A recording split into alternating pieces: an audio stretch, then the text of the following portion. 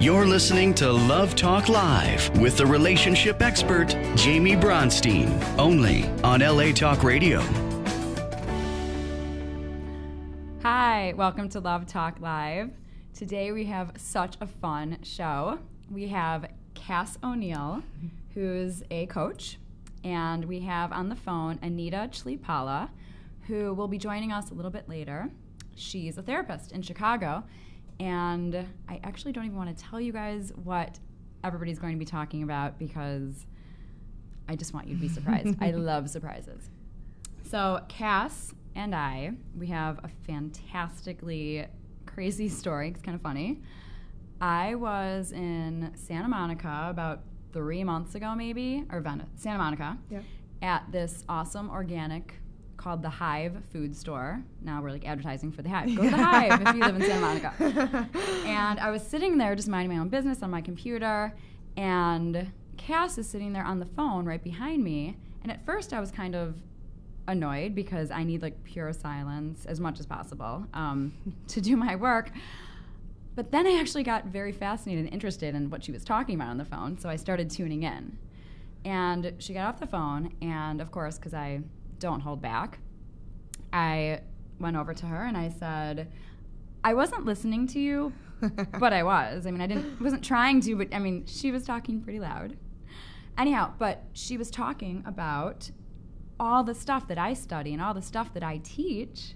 And so we started talking, and I said, you know, I want you to come on my show. And here she is. Here I am. Here's Cass. Yes, thank you for having me. So excited to be here. And it's funny because when I was at the coffee shop, I always feel so terrible talking on the phone. I never really do. But I was talking about reclaiming space as a woman, and so it was a beautiful moment together. Yeah, and you were talking to your coach. Mm-hmm. She was like coaching you about coaching, right? Yeah. Like that? Yes. Because you're studying right now. Right. So I'm a life coach, and I'm also in a year-long transformational coaching certification program. That's awesome. That started in August, and so I'm almost done. I'm about 3 months in, and we meet once a month in DC, and then during the time in between, we have monthly practice areas, and then I have a coach as well. So getting a lot of tools for transformation for myself, and then I get to use it with my clients, which is super powerful. Yeah. I love it. And I also love that she took that chance that one day to talk out loud. Yeah. And to not feel uncomfortable, Mm-hmm. right? Because you were kind of telling me about that you were going out of your comfort zone. Yeah, exactly. And I think it speaks so much to how much we keep inside of all the things that we want to create in life. And whether it's a partner or an experience or a new job, we almost keep those dreams inside. And the more we can speak about it out loud and share with the world, people around want to help, and people around are listening, and people around have some of the answers that we're looking for. And if we're not sharing and speaking those things and kind of doing things that make us nervous, getting out of our comfort zone, then how do we expect to get the next leap? I love it. Mm-hmm. Just yesterday, I was talking to some friends about how your comfort zone is small. Everybody's comfort zone is very small, but the more you take these chances, the bigger the comfort zone becomes, and it never goes back down. Yeah. So it's so important to take these little chances in life, and you never know who's going to be listening to your conversation. Yeah, it's beautiful. And then our bandwidth for opening up our comfort zone increases each time we do it. Yeah. It's like, oh, I can do this. I'm going to keep doing this. You get that inertia. And so here we are. And Cass, love her energy. Like, she's such good energy. And Thank you. So anybody who works with Cass is lucky. Thank you, Jaime. You're Appreciate welcome. that. So I have a few notes here, but before we get into kind of like more teaching things, Cass just had a little breakup today, ironically, or maybe not, someone was listening. Yeah. And what she texted about it today, she said, I had this breakup today, and she said it wasn't in alignment with her. So can you tell our viewers, because I know a lot of our viewers struggle with being in relationships and that, should I stay in, should I not? And so can you tell them your process, how you got to that point where you finally said to yourself, this isn't right for me? Yeah, absolutely. I think in partnerships, it's such a hard balance of walking the line of really knowing what your intuition is saying and your heart versus your head. And when you get involved in some form of romantic connection, there's crazy chemical reactions going in your body, and so it feels hard to be able to actually understand it. And so basically this man came into my life, and we met right before I was in Mexico for the last 2 months. And so we met right before I left for Mexico and had this crazy connection, like one of those just like soul connect.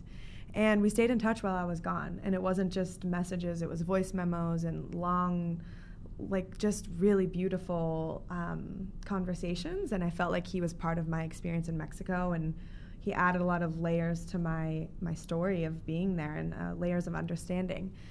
And I feel like I've always dated men who are a little bit more powerless. I met this woman who said there's 3 different types of relationship dynamics. There's one is 2 people in their power. One is a powerful person with a powerless person. And then the third is 2 powerless people together. And she said, what's possible with 2 people in their power? And I said, what? And she said, freedom. And looking back on my past relationships, I recognize I've typically been the person in power, and they've been a little bit more powerless. And the language I translate that to is, I'm a nurturer, right? I'm this feminine woman who wants to take care of men. And that dynamic doesn't work for me anymore. And so this man shows up, and he's in his power, and he's done his work, and he's spiritual, and has his own business, and he lives in Venice, right? Like all of these things, and then the connection's beautiful. And so for me, being away, it was a balance of how do I stay present in my power and not give my power away right away and get caught in the future of how this could go or what this could be, and be present for it and be open. And so I did that dance for the last, 6 weeks, and I came back, he picked me up from the airport, and we've been having this beautiful thing the last 2 weeks, and there was something off. Like everything looked great on paper, and everything just like felt so like, whoa, this could really be something, but it just was off. You can't explain it. And so what I've come to know is my intuition was looking for reasons to be correct, or for it to be able to like actually say like, Cass, this isn't right for you. And my mind was just stuck on all this looks great on paper, and this is fine, and this is whatever. Maybe like, what am I missing?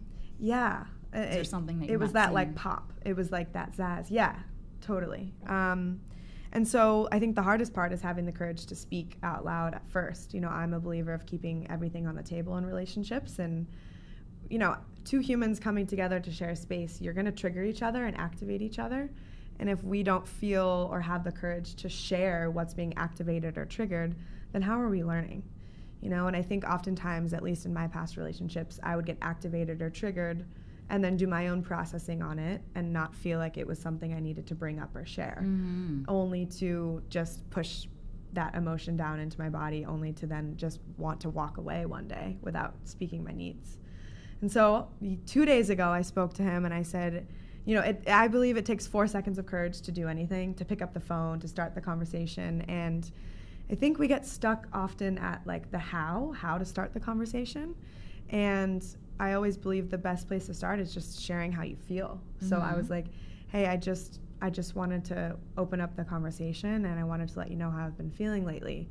I feel like we have this beautiful connection. I feel like we've manifested each other and this connection, but there's something off for me, and I can't quite explain it. And I don't know if it's the sexual piece or what, but like something that just doesn't feel right. And he held such beautiful space for me as I was processing through this. But of course, in that dynamic, then I'm feeling like I'm getting sucked back into it, because I'm like, wow, he's really holding space for me, like, it would have been easier if he was like, whatever, never mind, I'm out. Right. Okay, guys, get out of here. He was like, I hear you. And he just held space, and he was just like, I trust this connection, and I trust however it's supposed to happen, and I'm looking for a life partner and all these things, right? And then my mind is going, and I'm like, well, maybe I'm just scared, and I'm like, maybe I'm just scared of you because you're in your power. And it was this whole very interesting conversation.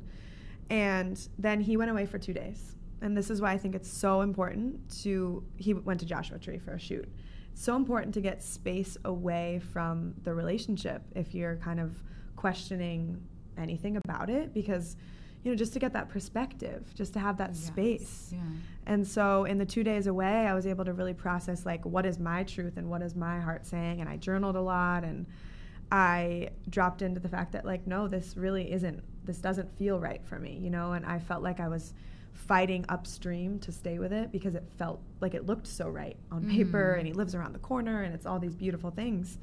And then, so yesterday, he got back into town, and we went out to get coffee in town and went to a grocery store. And it was another thing I learned was the importance of getting, if you're kind of questioning something as well, is getting that person into different scenarios, maybe introducing them to different friends, going out to different places for dinner, seeing them in just different ways. It's like little different mirrors on the disco ball to seeing them and outside of just what you share. And we went out, and I just saw it. I said, in my head, I'm like, he's just not in his power, actually. He's totally just, it's not connected. And so I felt like super excited because my intuition was right, and I got the answer, and I had the experience. And freedom. And free. And so I told him, I spoke my truth, just like from, I actually recircled on the conversation and just shared that this isn't in alignment, and I want to honor each other's hearts, and like, thank you for all that we've learned from each other, and have a good life. No. Well, I mean, I honor you for your courage, because that is so beautiful that you were able to do that. One thing that came up that I feel like can be very helpful for our viewers is a lot of people get very anxious in the relationship when one person feels like they need time alone to process, because for the fear of exactly what happened with you, but at the same time, if two people love each other and want the best for each other, that really is how you're going to get your authentic answer, right? So if you're out there and you're in either one of these positions, if you're the person that feels like you need a little space to get your answer, and a lot of times the answer is yes, you do want to be with that person. I mean, that happens all the time, Or if you're the other person and you feel like your partner needs space, just really allow them that space. Yes. Because it is in that space when people can tap into their intuition and what feels right. And people do feel like you have to be in the presence of that person, but actually, it actually helps to be with yourself. Yeah, exactly. It's like, someone said the other day to me, it's like 1 + 1 is 3. Oftentimes I think in relationships, I think it's like 1 + 1, we mold together and become one. And it's so beautiful to actually recognize the power of like bringing our stuff into that. Yeah. And right up my alley. Oh my God. Yes. I always say that two people, it's not like 50-50. It's two whole people. When it's supposed to be right, two whole people come together, their lights come together, and you create more light and just magic. Yeah, totally. And it's funny, at the end of any form of partnership for me, I always have this fear that's like, will I ever find another person? I think that's such a natural fear that comes up of, now that I'm letting this person go and this was so magical, like, will someone ever love me like that, see me like that, know me like that? And I think it's just nice to speak out the normalcy of some of the human things that come up for all of us, because it's okay to be with that fear and also still be in action of choosing the thing that you know is right for you.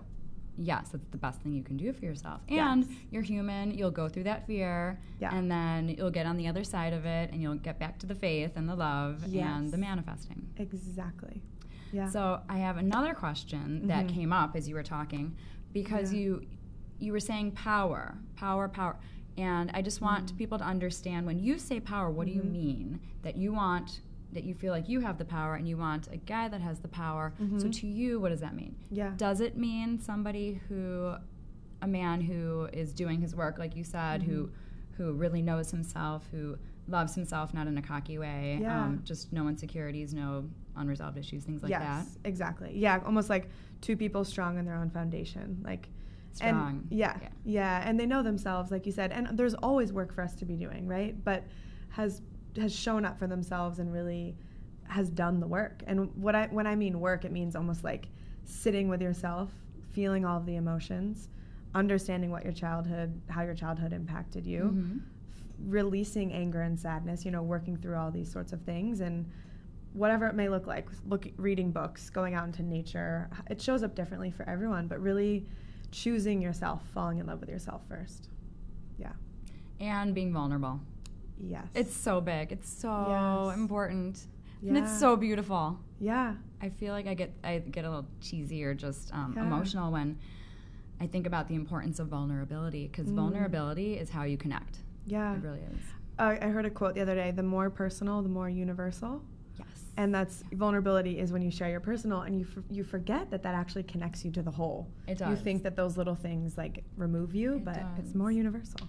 Yeah, and the more, like when one person starts being more vulnerable, then it's a chain reaction, and so people get inspired, and we feel like, oh, they're being vulnerable, I can be vulnerable too, and then it just it expands. Yes. Okay, so I know you love talking about what it means to be a fully expressed human being, and with the judgments and I'll let her tell you her story of those things. And how being a fully expressed human being can help you in relationships and or to manifest a relationship. Absolutely. Yeah, it's so funny. In my head, when I think of like a fully expressed human being, it's almost like this like star with all of its limbs and everything out. And I think in order to get to that point, I almost think about like our human experience and all the emotions and the expressions of who we are as a sky. And everyone wants the sun to shine all the time. It's like everyone wants to be happy and joyous and feel that warmth of the sun. And we as a collective kind of push away the clouds, and we push away the anger and the sadness and, like you said, judgments and fears, because we feel like those things will take away from this sunball. Yeah. And so what happens is, just like the weather, the rain wants to just come in. Maybe it will rain for a week and pass through. Maybe it's just for a day. Maybe the clouds come in for an hour and pass through. But they just want to move through us. And I think, growing up and not knowing these things, I pushed a lot of this away. And anger, sadness, all of these emotions, like because every single human. emotion, right?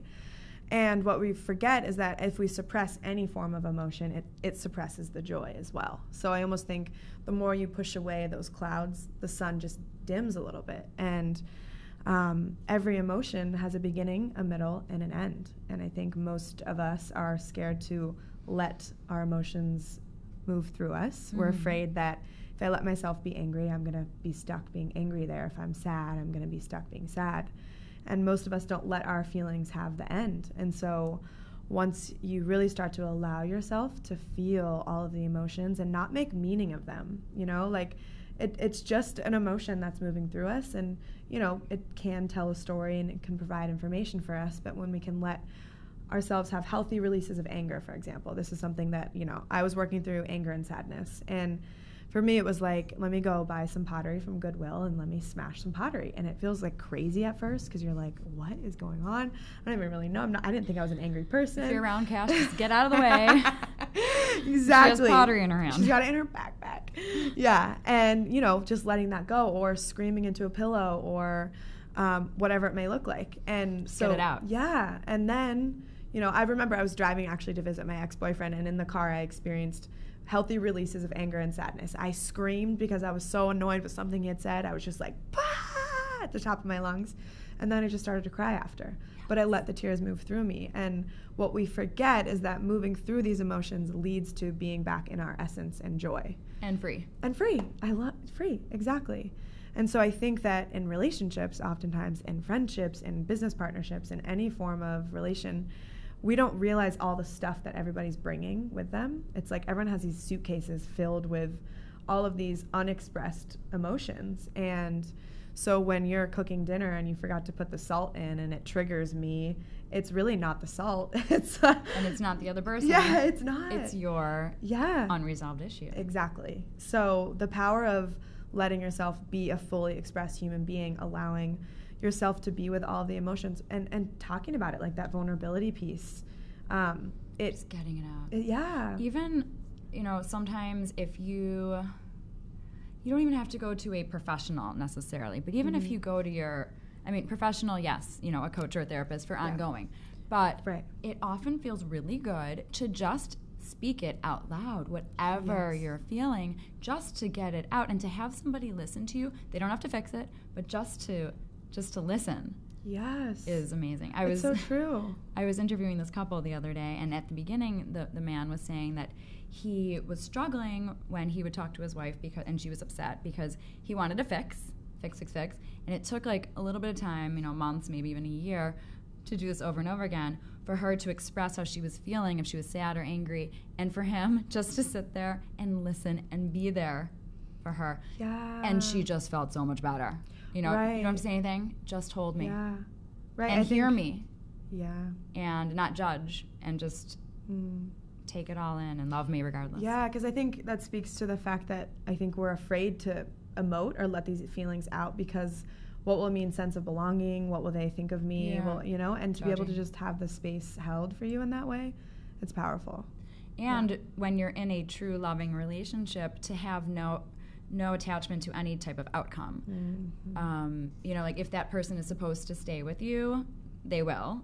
And if that person is not, if they can't handle the truth or whatever, if they're not evolved enough, or for whatever reason, if it's just not right. But we all, at the end of the day, we want to be with people whom we feel completely 100% comfortable with sharing things with, right? Yeah. And to me, it's funny, I was talking about this recently, about the safety piece of, building safety, just emotional safety in partnership, of what's the dance for men and women. I think oftentimes if it's... 'Cause we're different. Yeah, we're different. And I think oftentimes in the macho world of like feminine, masculine, the masculine is the one that needs to hold the space for the woman to feel safe. And, and maybe in same-sex relationships, it's one person begins it and the other person then meets it. But the man also needs to feel that safety as well. Yeah. It's such a dance. It is so beautiful when I see a man cry. Yeah. Oh, and because men, I think just the way that they're wired, and from socialization from when they're little, they don't, they're just not used to it. It's so beautiful when I see, whether it's a guy watching a movie, or sometimes Brian will be watching, a TV show or just whatever with our son. No, like, it's so sweet to watch guys express their emotions. Right, because there's so many more societal walls for them to break through in order to do that. Yeah. But this is the fully expressed human being part. Yes. And you start small. I think in life we have a mountain that we want to climb, and then we don't begin it because we're scared or we think it's going to take so much time. And it's really those baby steps of... Yeah, just take that chance. Yeah. Take that leap of faith. That leap. So let's bring on Anita, and we can start talking about her topic, and then the three of us will kind of all talk. Anita? Yes? Yes. I'm here. Hello. I just want to make sure you're still there. So, Anita, would you like to tell us a little about your work, what you do, what kind of clients you see, and then we can get into your topic, which is infidelity. Yeah, so I'm a licensed marriage and family therapist. I'm the owner of Relationship Reality 312 in downtown Chicago, and my practice primarily focuses on love. So we work with anyone from singles wanting to figure out why they're so single, what are they maybe doing wrong, couples on the brink of divorce, infidelity, high conflict couples. Like every single one of our couples comes in with communication problems.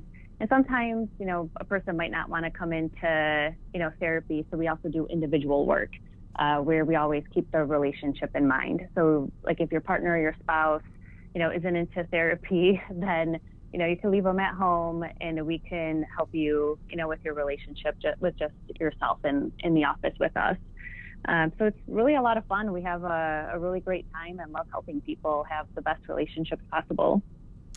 I love it. And I know that you are an amazing therapist. When I was in Chicago, Anita and I actually shared office space. And I just heard from Anita before the show that your office has now expanded and you have more therapists. Yes. So we are in quite the demand here in Chicago. And so we had to double our office space, and I added some staff. So it's been, Awesome. Both stressful and fun.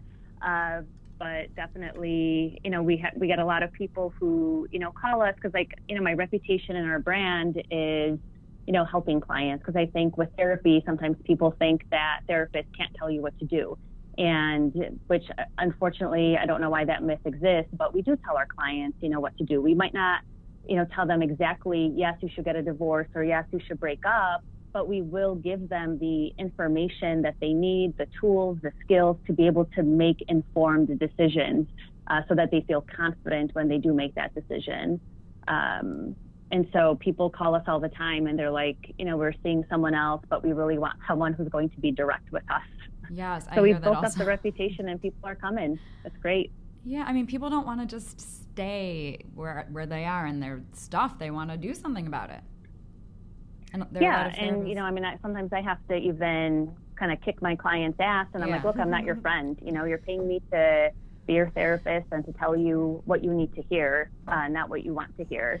And so, I give tough love. My clients know I love them, but yeah, people can get what they want to hear from their friends, but that's not what we do. We really like to help people get unstuck, and we use a lot of research in our work, which is very effective. I love it. Okay, so infidelity. Yeah. Why? One of my specialties. So, Anita, why do people cheat? Why do you think people cheat from your research, experience, everything? Yeah, there are so many reasons, so many. But a lot of times, like, at least, and I do have to offer this kind of like sidebar. Obviously, most of the people who come in for infidelity in our practice do want to work on the relationship. They do want to save the relationship, save the marriage. And so that is the kind of clientele that we, work with. Sometimes we'll get people who just come in as a last resort and they have absolutely no desire to do any of the work that we tell them to do. But those are very few and far between. But a top reason that we've discovered with the clients that we work with is unmet needs. So and I should probably say unexpressed needs, because sometimes the partner who cheated wasn't very clear about what they needed in the relationship, what they expected of their partner. The couple may have grown apart, didn't prioritize each other anymore. And then it was, made them a lot more susceptible to the attention, and admiration of someone else outside of the relationship. So that is definitely a big one. We commonly hear, clients say, but I like to be desired, and, even though some sex does come up with infidelity, we haven't slept together, in 6 months. I try to teach my clients that it's not just about the sex, but about everything that comes with that, the playfulness, the fun, the connection, the intimacy, feeling desired, feeling wanted. All of these things are really good things to help, for a couple to maintain in their relationship.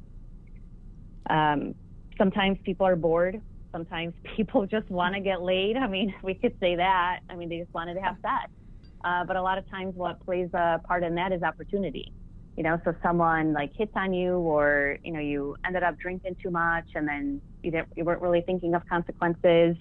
It could be a part in the life cycle, a vulnerable part of a couple's relationship is when they have the birth of their first child.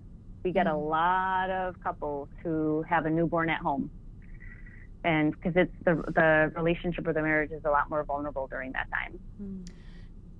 As you're talking, I'm thinking about, do you ever have clients who come in with a sex addiction, meaning they truly do love their partner, but they truly also have this diagnosis of a sex addiction, and what do you do about that? Well, so I'm not an addictions specialist, and so what I would do in that instance is make sure that the person who has the diagnosis is working with a really good addictions therapist, and then we would collaborate together.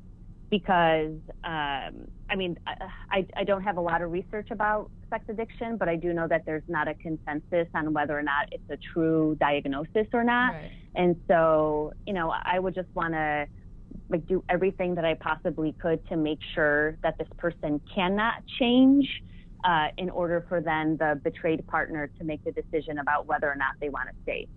So I would do like the collaborating, is it really about addiction? Like, really like doing a lot of like uncovering of their beliefs, like why they act the way that they act, but really getting a lot of individual, help for them as well.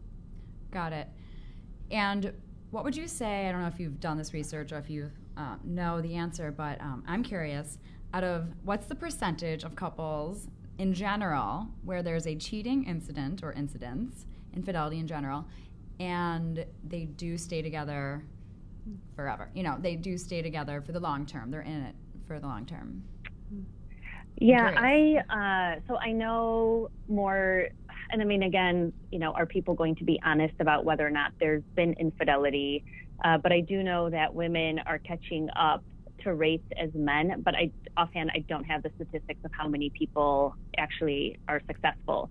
I can tell you that I've developed a 5-step process for our couples, and the ones that, do it, complete the tasks, I believe, at least with me, they rebuild their marriage or relationship at 100%. Like, that's my success rate. I mean, I have had clients who have not even been engaged, and then we worked through rebuilding trust after infidelity, and then they got married, and sometimes even they have kids. It's really beautiful. I think it would also be interesting to kind of like, and this is what I do with my work. I look at myself as a detective. I like to assess, using my intuition, how much each partner really wants to stay in that relationship. Because you probably see that all the time, and you will, where you can just kind of tell that one person doesn't want to do the work. So what do you do when you feel like one person doesn't really want to do the work? You can just get that sense. Yeah, I mean, I'm still willing to give my clients the benefit of the doubt until they have proven to me with their actions. And I mean, the thing with being therapists is we can't force our clients to do what we ask them to do, right?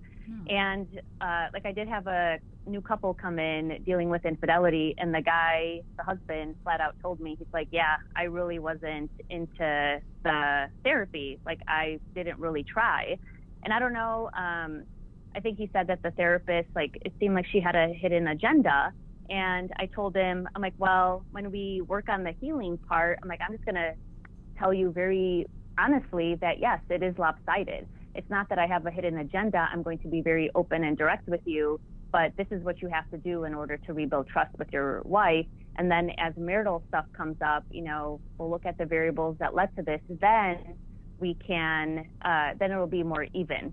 I'm like, but you chose to cheat. There were other options that you had. And so you're going to have to step up in this beginning process. And so, I mean, this guy could have been, one that wasn't motivated, or another therapist, who doesn't know or isn't going to help us. But with my transparency, he's like, okay, I'm on board. Yes, I will do whatever it takes. So you just never know. I mean, clients aren't always going to disclose everything that they're thinking or feeling. There could be fear. I mean, so many variables. But I'm willing to give people the benefit of the doubt. I'm going to give them homework. I'm going to tell them what they need to do. And then if they don't do it over a period of time, I'll assess for blocks. Okay, this is the second or third time you haven't done the homework. You haven't been doing this. What's going on? What am I missing? Is there something that you're not telling me? And then if it continues, because again, I don't want the other person to feel hurt or get re-traumatized, then we have a conversation about, okay, can this person change? Mm-hmm. Yeah, it's all very complex, very intense. And I'm sure each couple is so different. Each person's different. Yeah, and I mean, with those kinds of questions, it's so hard to have just like one process, because really it is like what each person is bringing, and the context, I think, is so important. But I usually, I mean, there comes a point, again, I think most of the people that we work with actually are motivated, but in those, few instances where the person has just, especially with infidelity, they were still cheating the whole time. And I'll tell clients, if you're actively cheating, you're not going to fix your marriage. You're not going to make your marriage or relationship any better, and they just don't listen. So when it comes to that point, or if there's full, other infidelity that's been discovered, then we have the conversation of, okay, do you want to accept this continued infidelity, or, would you move toward a breakup or divorce? Yeah, maybe it's just not meant to be at that point, right? Right. So what are some myths about cheating? I know you like talking about that. Yeah, because I think, and Cass, you had said something earlier about, sharing with the world. I think if people that's why, I'm so happy to be talking about this topic, because there are so many myths and people aren't talking about it openly. And so they feel so alone in this. They feel so isolated.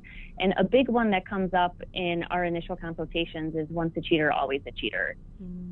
Again, with the clients that I work with, I do not see that. I don't think research supports it. Sure, there are some people who maybe just will cheat forever, but that's not the majority of people. And what I tell my clients is we have to look at the variables that led to this so that we make sure it doesn't happen again.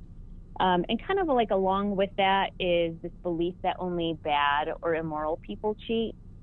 I mean, I have people who go to church every Sunday, volunteer, they're just really good people with big hearts. And, so I try to differentiate between, you made maybe a bad choice, but that doesn't make you a bad person. And so that's a big one. It's kind of like children. Well, with children, we learn as parents to say, you're not a bad boy, your behavior was bad, or not bad girl, your behavior was bad, so that they don't internalize. That's the same thing. Yeah. Yeah, and again, I'm willing to give people the benefit of the doubt because of the lack of conversation around infidelity. And so I'll tell my clients who have cheated, I'm like, listen, I'm going to give you everything that I know about infidelity. We're going to prevent it from happening again. I'm like, so if you still cheat while you're working with me or after we work together, I'm like, then you're just an asshole. And then, my clients not judging at all. It's funny.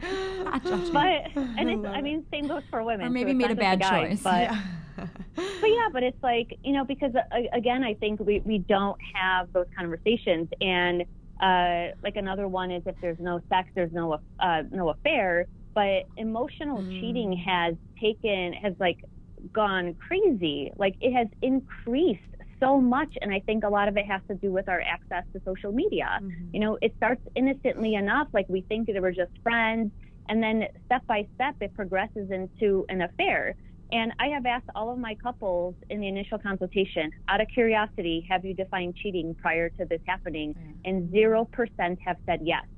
And so even if we could start with something like, hey, let's define cheating, let's define what a physical affair looks like, let's define what an emotional affair looks like. And even I would throw in what would betray trust.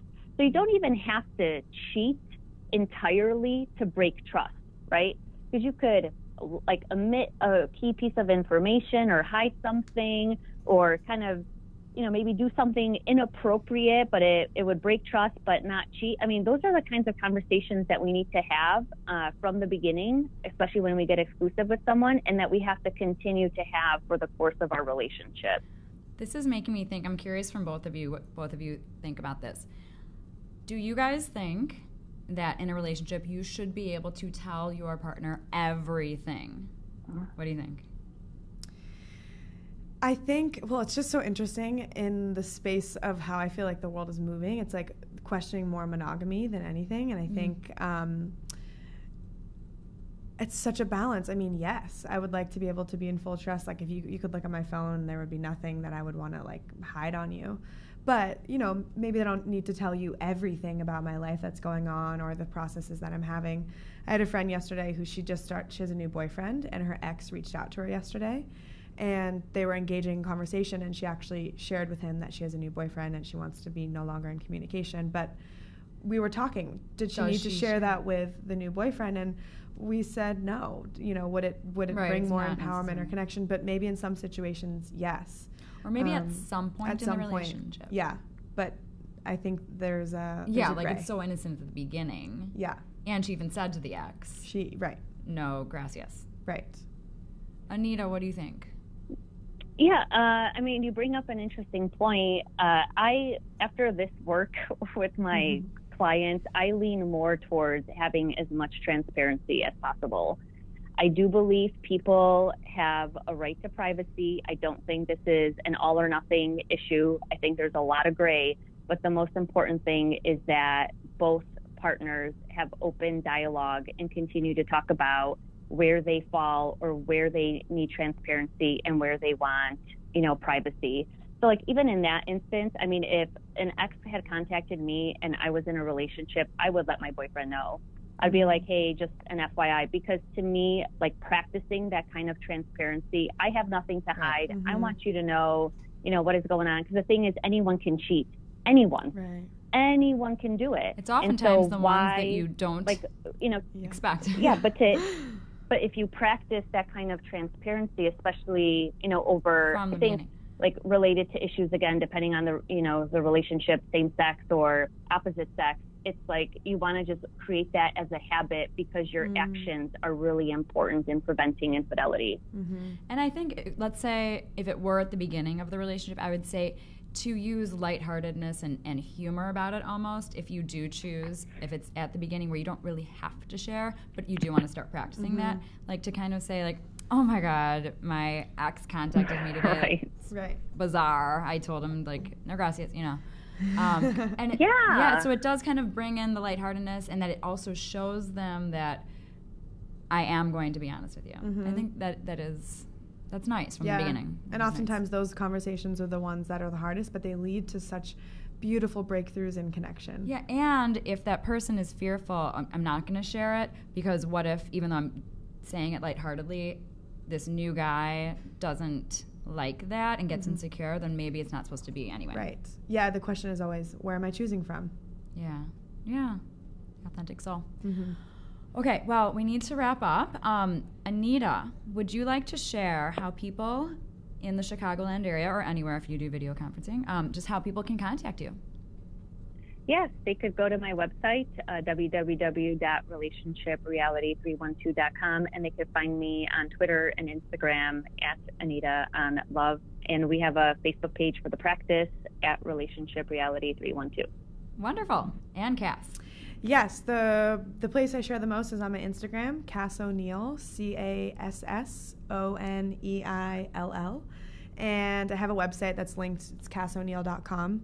And I'm a coach. I also do numerology readings and teach yoga and do different workshops, and I'm working on a book. And you are local to Venice. Yes. And I'll be working on women's circles, so monthly women's circles. Yes. Okay. Yes. And as always, you can contact me through therelationshipexpert.com or email me at Jaime, Jaime, at therelationshipexpert.com. Thank you so much for joining us today. Thank you, Cass. Thank you, Anita. And thank you so much.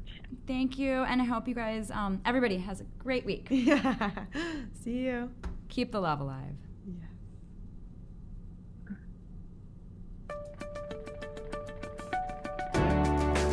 You're listening to Love Talk Live with the relationship expert, Jaime Bronstein, only on LA Talk Radio.